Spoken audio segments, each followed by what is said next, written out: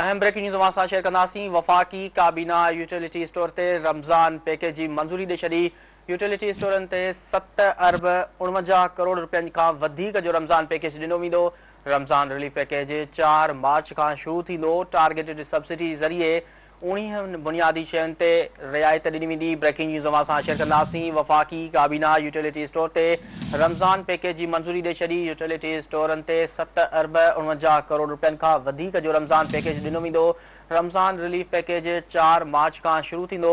Targeted subsidy ज़रिए 19 बुनियादी शयुनि ते रियायत ॾिनी वेंदी। ब्रेकिंग न्यूज़ अवां सां शेयर कंदासीं। वफ़ाक़ी काबीना यूटिलिटी स्टोर ते रमज़ान पैकेज जी मंज़ूरी ॾेई छॾी। यूटिलिटी स्टोरनि ते 7 अरब 49 करोड़ रुपयनि खां वधीक जो रमज़ान पैकेज ॾिनो वेंदो। रमज़ान रिलीफ पैकेज 4 मार्च खां शुरू थींदो। टारगेटेड सब्सिडी ज़रिए 19 बुनियादी शयुनि ते रियायत ॾिनी वेंदी।